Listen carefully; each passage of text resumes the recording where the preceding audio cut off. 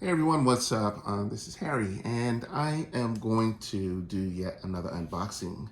It's been a while since I've done one, and it's been a really long while since I've done any Figma figures, because truth be told, there have been a few that have come out that I've been very excited about, and some that are still boxed. I'll get to that in a second. But I'm actually going to do a 2-for-1 today. I'm going to open this Motoko figure, and I'm also going to open another figure. Um, and I'm gonna surprise some of you out there because I think for those that are in the know, there's one particular figure that's been very hot as of late. It just recently released. So if you have an idea what that is, it's not gonna be that much of a surprise for those of you out there that are not familiar with these figures. It'll be a good one. But I'm gonna start with this one first. This one actually released late last year, early this year. This is Motoko Kusanagi from the Ghost in the Shell series from the 2045 version. Um, Very nice looking figure, and for anybody that collects Figmas, know that when they do these, even with some of the regular characters, they don't mess around. They have very good articulation. Some of them come with a lot of accessories. And matter of fact, if you can see with this one, this actually has two bodies. They have one that's sleeveless, like in this picture up here, and then they have the other that's with the jacket. So this is gonna be really cool. And let's dig in and see what's in the box. It probably would have helped if I had cut this open before I opened it. It made it a little easier, but we're here now. And what's sad is I have a MASH figure from the Fate series that I've had since February, and I've not opened it yet. So it's kind of cheating, but what I will do at some point, I will probably do yet another unboxing for it. So this is Toko from Ghost in the Shell, pretty straightforward. Couple of face plates, couple of guns, comes with a crap ton of plastic over the figure. All right, let's get this off.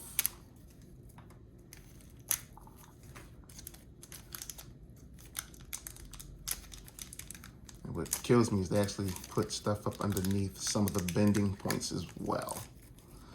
All right, so this is what we got here. Very nice, well-articulated figure. I should have brought my other version up because I have the earlier all-black version as well, and see how well they scaled together.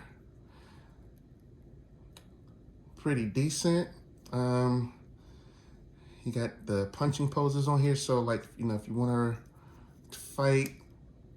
Oh, that's interesting. Oh, okay, so the joint pops off. Okay, I was about to freak, like, oh my God, I just opened it and I broke it. But yeah, this goes to show where the arms come off. So when you go to put the sleeveless versions on, you know where you want them to go. So yeah, very flexible. Put in some decent poses and stuff. And more than likely what I'll do is I'll switch up the hands because I want to be able to, yeah. First of all, we want to solve that problem first. So it's always interesting to note the quality control on some of these Figmas, whereas, you know, some of them, they're pretty darn well, and then sometimes you get the arms that pop out. So that's always the thing I tell people when you get these figures is you can't really roughhouse them. Please don't get these for your kids. You know, these are definitely more adult type figures where you're gonna get them, you're gonna pose them. You know, if you are good with the camera, you could do some nice pictures with them, but these aren't toys in the general sense that you're going to play with them. So let's see, we're gonna take one of the guns out. I wanna see how well it fits into that back holster. I'm sure, yep, did it the right way first time around. How about that? Butt gun. So yeah, pretty nice figure overall. Not a lot to it, but it's always a beautiful figure. From what I've seen with a lot of the Motoko figures, they sell pretty darn fast. So when they initially dropped this one, I missed out on the boat, and I got lucky and went to a Comic-Con a couple of months ago where they just happened to have a few more, and I managed to cop one because, yeah, I missed out on the first time and I really wanted this one. So you got this, and then, like I said, the other accessories as well. You got the other chest piece where you can disconnect the top part, pop this in, pop those arms on, and as you can see, it has all the joints and stuff, and they have the little tabs in here to make sure that those holes stay open whenever you're ready to use them. So that's always a good thing to know. They got two face plates, so you have this one right here, like if you want some expression, and then you have another, if I can get it out, there we are. Kind of almost looks like it's a smiling piece right there.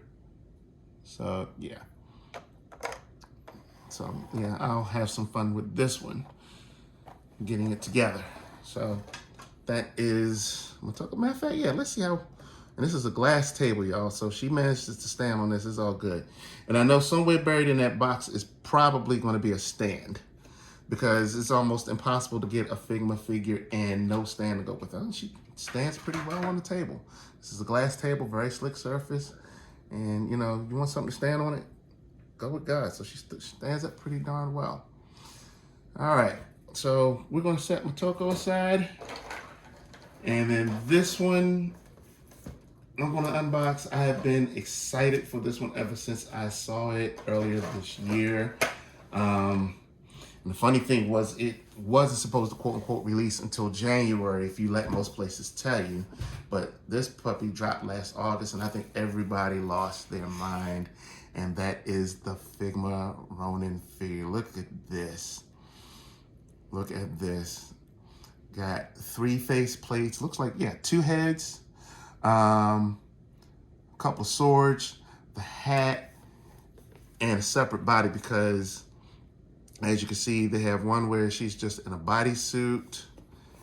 And then if you look on the back, and I think everybody's really getting it for the design. This is a really beautiful design. I've not really been excited over a figure like this since maybe the Sakura deluxe figure that came out a little whiles back, and then the Ichi figures, both versions. So yeah, I saw this and I thought about all the nice possibilities of some of the photos I could do with it. But like I said, what was really getting me was the hat and the sword. So yeah, let's go on and pop her out. Now, as far as I know, this figure's not based on the anime, and while Figma does tend to do a lot of anime designs, sometimes they do a couple of originals that might be based on a webtoon or even a couple of original designs. And I want to also send a big shout out to my contact in Iowa who managed to have this one and sent it to me. And the funny thing is, he put it in the mail on Monday, and today it's Wednesday and it's already here. So I'm just blown right now that it's here so fast. I expect to get it to almost the end of the week because mail sometimes is slow. All right, so what we got here, this is a better way to look at it. You got the figure herself, you got the face plate, you got the sword, you got the extra body part over there. And then of course you got the hands and the stand. Like I said, it's almost impossible to get, whoa! It's almost impossible to get a Figma figure without the stand. So, wow, right out the gate, dropping stuff everywhere, but that's okay. Right out the gate, she just stands right up. Look at that, that is awesome.